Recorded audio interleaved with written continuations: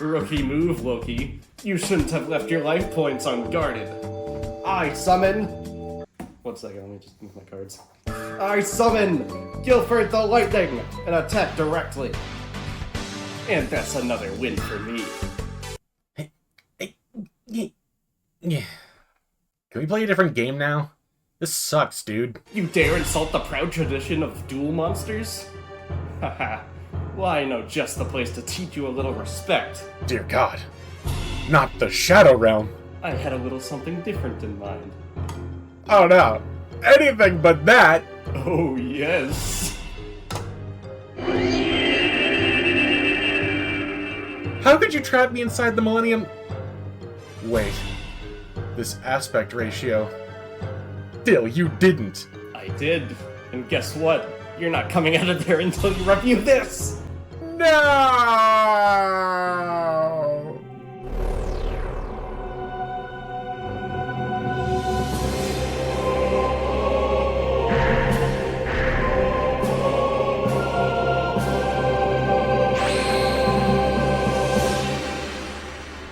What's up, you bunch of goobers? It's me, ya boy, Loki, the #1 most famous VTuber in the world.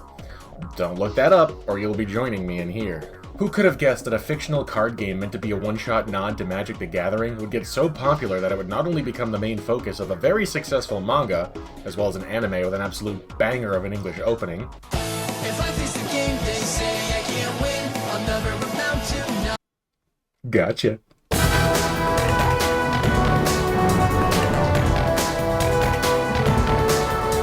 But also spawn a real card game that is still played and adored around the world to this day. Not this guy, that's for sure. Rest in peace, you glorious bastard. The original Yugioh series featured a different game in every chapter. Kazuki Takahashi had no idea that Duel Monsters would take off the way it did.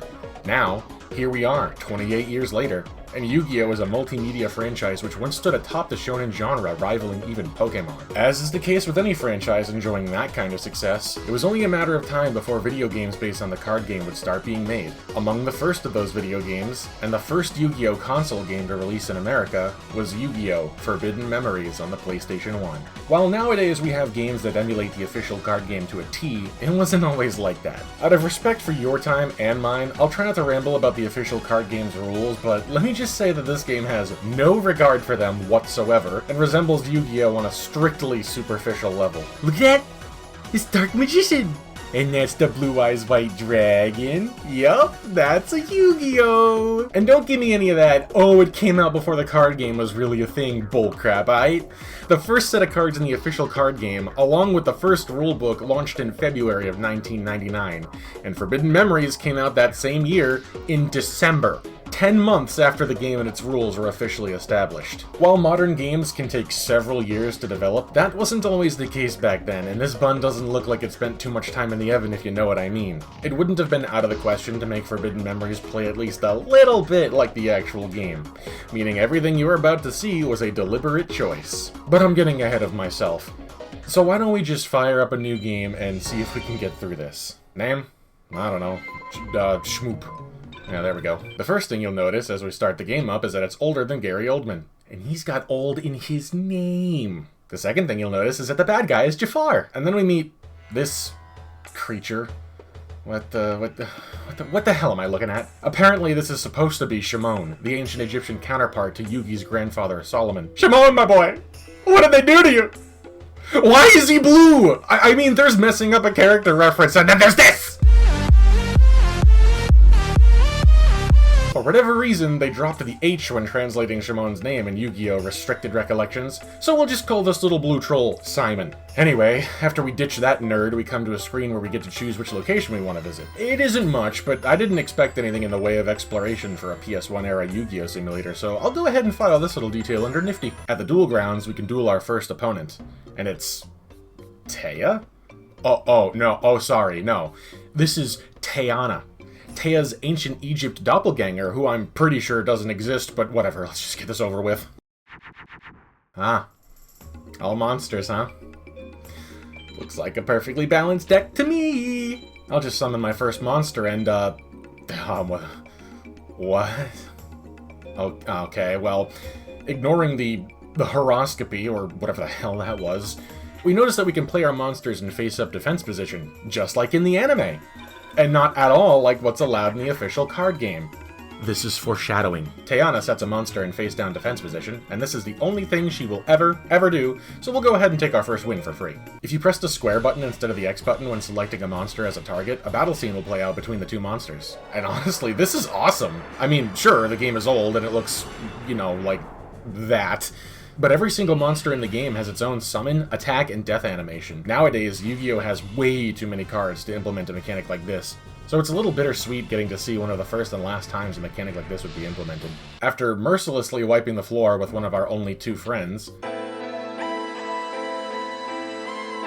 Teyana suggests we head to the festival, where we encounter Joey? Okay. Taya I can overlook, but what the hell is Joey Wheeler doing in ancient Egypt? Oh, my bad. I messed up again. That's not Joey, guys. That's Jono, the totally real, definitely canon ancient Egyptian counterpart to Joey, who absolutely doesn't speak with a Brooklyn... He speaks with a Brooklyn accent. He speaks in a goddamn accent that is native to a city that would not exist for another 5,000 fucking years! It was never to happen, but after 5,000 years, it did. Brooklyn Rage! Oh, God. Well, maybe it's not really a Brooklyn accent. Maybe he talks like that one guy from Mr. Peabody and Sherman. Oi, again with the plagues. Why did I ever move to Egypt? I don't know. Let's just move on before I have a fit. Who's he dueling? Is that Kaibano? Setotius? Kaiban Kamen the Third? Seto. It's just Seto. Of course it is. But Loki, this character's actually canon. What are you complaining about now? Canon, huh? Are you sure about that? Because while this character may be the only one who's actually supposed to be here, he is nothing like Priest Seto from the official canon. Setting aside that he's, let's just say, noticeably non-Egyptian, his personality is closer to Seto Kaiba's than it is to Priest Seto's. And he's also a villain! In the Pharaoh's Memories arc, Priest Seto is one of the good guys, and fiercely loyal to Atem. And while the modern Seto Kaiba is an antagonist and a raging douchebag, he's never truly evil, which is why this jackass will henceforth be called Steno. Seto in name only. Back at the duel grounds, we get to duel Jono, but he's just as pathetic as Teyana, so we'll just move right along. Once the floor is mopped with that third-rate duelist, Sino graces us with his magnificent presence. I guess he's just gonna set monsters all duel like Teyana and Jono did. Kind of expected more than that out of him. Oh well. I'll just attack his face-down monster and... Do I even need to say anything? Screw the rules, I have money. Yeah, that sounds about right. As if setting a level 7 monster without tributing wasn't bad enough, Sino rubs it in by fusing two monsters together, then immediately fusing that with another monster, all without a single polymerization. And the materials weren't even correct!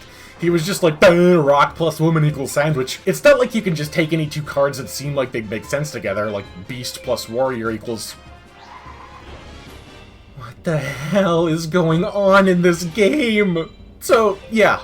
Apparently, in Yu-Gi-Oh! Prohibited Retrospection, you don't fuse specific material monsters into specific fusion monsters using specific fusion spell cards, but instead just combine two cards together by slamming them into each other. And very rarely do the fusion materials need to be specific monsters. I cannot stress this enough. I was not joking earlier when I said rock plus woman equals sandwich. To elaborate, mystical sand is achieved not by fusing together Giant Soldier of Stone and Ancient Elf the way it's supposed to be, or even by fusing together a Rock-type monster with a Spellcaster-type monster, but instead by fusing a Rock-type monster with a monster that has a depiction of a woman in its card art. I could study comedy under King Kai's masterful tutelage for 5,000 years and still lack the talent to make something like that up. It was never to happen, and for 5,000 years, it never did. With our newfound understanding, and I use that term very liberally, of fusion, we can duel with Jono once again. Right at the start here, he makes a classic beginner's move and tries to attack a monster with more attack What?!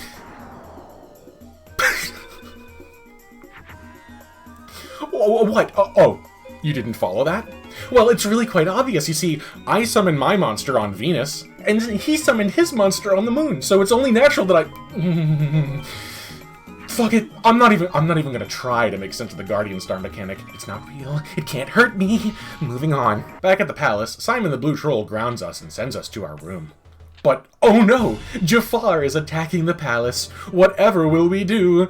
Why, challenge him to a children's card game. Obviously, I summon a living tornado with an evil grin who, according to the Book of Secret Arts, must be pure of heart. And thanks to Jafar's own field effect, he's boosted further to 1900 attack points. Let's see him beat that. What? What? That is a fusion monster!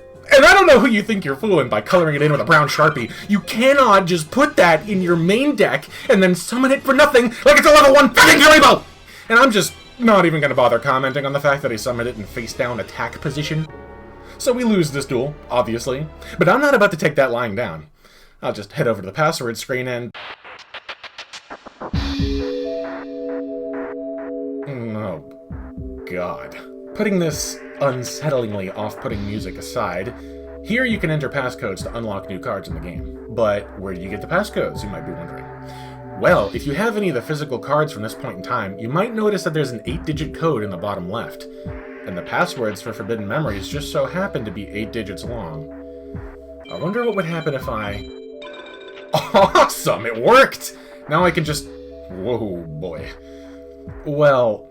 999,999 star chips sounds like a lot, especially since I only have 16 now, but maybe it's possible to earn more star chips at a time later in the game. Huh? Was that? You only ever earn a maximum of 5 star chips whenever you win a duel? Yeah, okay. Alright, yeah, no, that sounds perfectly reasonable. Time to cheat! So, we head back to the campaign to give Jafar a taste of his own medicine, complete with monsters that have absolutely no business being in our main deck. And would you look at that? Not bad, boy, but you're wrong if you think I'm beaten. Am I, though? Did the definition of beaten change while I've been stuck in here? Are you kidding me? So, as you just saw for yourself, Jafar here will just keep challenging you over and over again until he beats you, like that one annoying little shit we all knew back in grade school. I tested it. It doesn't matter how many times you win. He'll just challenge you again and again until he wins. That's not how this works, dude. I beat you in a children's card game. You're supposed to turn over a new leaf or get sucked into the Shadow Realm or something. You can't just keep playing until you win! I eventually had to lose on purpose just to get the story moving. After Jafar totally fairly beats you, you shatter the Millennium Puzzle to keep it out of his hands, trapping yourself inside in the process. You too, huh? 5,000 years later, you wake up from a dream as Yugi, and you participate in a Yu-Gi-Oh tournament hosted by Kaiba Corp. Yeah, for some reason the card game is actually called by its real-world name here instead of Duel Monsters. Also, Kaiba's wearing leopard print or something. Nothing unusual about that. The tournament is just a gauntlet of duels against familiar characters from the anime. You'll face Rex Raptor, Weevil Underwood, My Valentine, and so on and so forth. But I think I've had just about enough of this. The inside of the Millennium Puzzle isn't so bad once you get used to it. Plus, I have all this company now. So I think I'll stick around a while. Maybe play some cards? And if I ever manage to get myself out of here, I'll see you guys next time. Huge thank you to Dill Pixels, who not only appeared in the intro, but also recorded it. If you want to check out Dill's channel, you can find it on the screen right now.